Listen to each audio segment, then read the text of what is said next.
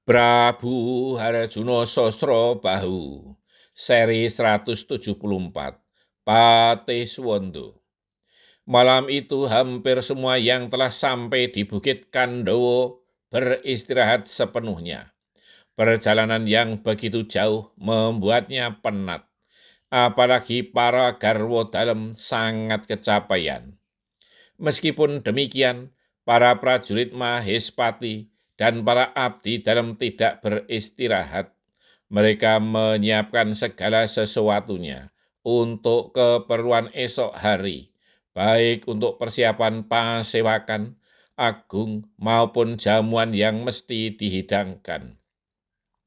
Sementara itu, Ki Patih Suwondo telah menghadap Prabu Harjuno Sosrobahu di pesanggrahannya. Mereka membicarakan segala sesuatunya untuk acara esok hari.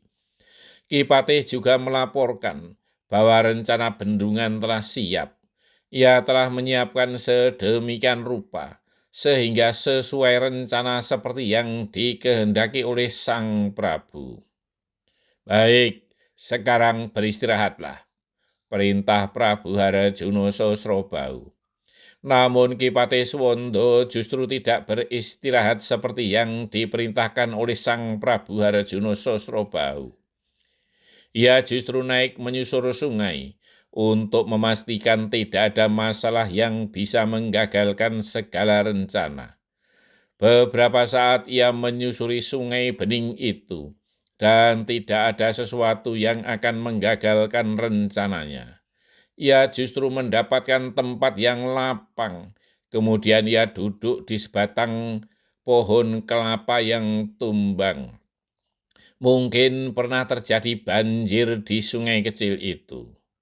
Diam-diam Ki Patih Suwondo selama hampir 2 tahun ini menggembleng diri di sebuah tepi kali yang sunyi, seperti tempat ini di luar kota Raja Mahespati. Ia merasa sangat kehilangan dengan lepasnya Kiai Dadali. Oleh karena itu, ia merasa perlu untuk menyempurnakan ilmunya, sehingga kemampuannya tak kalah dahsyat walau tanpa Kiai Dadali. Ia bisa menyalurkan segala ajiannya lewat senjata apapun, baik tombak, pedang, cambuk, atau yang lain. Meskipun dalam bentuk yang berbeda dengan kedahsyatan Kiai Dadali. Ia tidak bisa lagi mengeluarkan rantai baja ataupun ribuan burung Garuda atau ribuan ular beracun. Namun dengan pedang bajanya, ia mampu menghancurkan apapun. Sudah beberapa pekan ini, Ki Patih Suwondo tidak berkesempatan melepaskan ilmunya karena kesibukannya. Oleh karena itu, ia ingin melepaskan penat dengan menumpahkan ajiannya di tempat yang sunyi itu. Siapa tahu suatu saat diperlukan. Walau negeri Mahespati dalam keadaan aman tanpa lawan. Ki Patih Suwondo sejenak memusatkan nalar budinya. Ia kemudian pemanasan dengan berloncatan di bebatuan dan juga batang kelapa yang roboh itu. Ia kemudian menghunus pedang yang tergantung di pinggangnya. Pedang baja campur bahan watu langit, sehingga menjadi sebuah pedang yang dahsyat tajam namun tetap liat dan kuat. Apalagi di tangan seorang yang sakti mandraguna seperti Ki Patih Suwondo itu. Pedang itu kemudian diayun-ayunkan seakan berhadapan dengan seorang musuh. Suaranya mendesing-desing bagai ribuan sendaren tertiup angin kencang. Wing, wing, wing, wing, wush, wush, wush, wush, wing, wing, wing, wing, wush, wush, wush, wush. Sambil berloncatan.